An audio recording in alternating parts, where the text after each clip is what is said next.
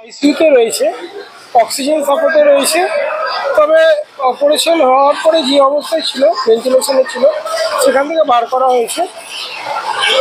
Critical অবস্থা, তবে stable. তাহলে আমরা না, কালকে বার করা বা এরকম বলতে পারি আশা করতে পারি। বিজ্ঞানের পরিভাষায় যেটা হওয়া উচিত সেভাবেই এগোচ্ছে এবং ডাক্তাররা যথেষ্ট চেষ্টা করছে, তাদের সহযোগিতায় উনি সুস্থতার দিকে ফিরছে। উনি তো সেদিন কনসাস ছিলেন না, আজকে কি কনসাস? এখনও সেভাবে নয়, তবে ডাকলে রেসপন্স করছে। আর খাওয়া দাওয়া তো নর্মাল না। রাইস টিউবে দিতে হচ্ছে, তাই চিকিৎসকেরা কি করছে? টাইম লাগবে, যেহেতু ব্রেনের অপারেশন। তবে আস্তে আস্তে ঠিক হয়ে যাবে বলছে। সেগুলো এখন ঠিক আছে, সেগুলো ঠিক আছে। পারিপার্শ্বিক যে প্রবলেমগুলো ছিল সবটাই ঠিক আছে। যেটা মেন সমস্যা সেগুলিতে হয়েছিল, ব্লাড বেরোচ্ছিল এটা মাথা থেকে, সেটা এখন ঠিক আছে। কোনো কথা হয়েছে? মুখ্যমন্ত্রী খোঁজ নিয়ে দলের তরফ থেকে সবাই খোঁজ নিচ্ছে এবং টাইম টু টাইম আপডেট নিচ্ছে।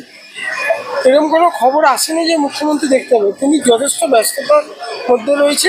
তিনি লোক মারফত এবং যারা সিনিয়র লিডার আছে তাদের মারফত খবর নিচ্ছে। কাগজে কলমে এখনো বিজেপির বিধায়ক বললায় বিজেপি দলের পক্ষ থেকে কোনো তাদের তরফ থেকেও অনেকে এসেছেন, দেখে গেছেন। আমি বলবো এখানে রাজনীতির কোনো ব্যাপার নয়, মানুষ হিসেবেই তারা দেখতে আসছে এবং শারীরিক সুস্থতা কামনা করছে। অভিষেক বন্দ্যোপাধ্যায়ের সাথে কি কথা হয়েছে? না, এখনো হয়নি। তিনিও ব্যস্ততার মধ্যে রয়েছে।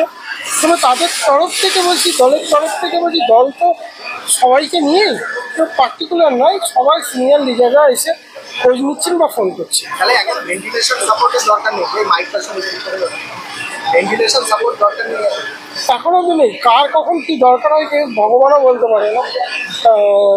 এখন অব্দি তো দরকার নেই। আপনাদের সহযোগিতা বা ভগবানের আশীর্বাদে এখন ঠিক আছে। এবং কালকে জানা গিয়েছিল যে ডাকলে সাড়া দিচ্ছে না, আজকে ডাকলে সাড়া দিচ্ছে। আমি একটু আগে গেছিলাম, হালকা রেসপন্স করলেন, কিন্তু কোনো কথা বলতে পারছি না। কিন্তু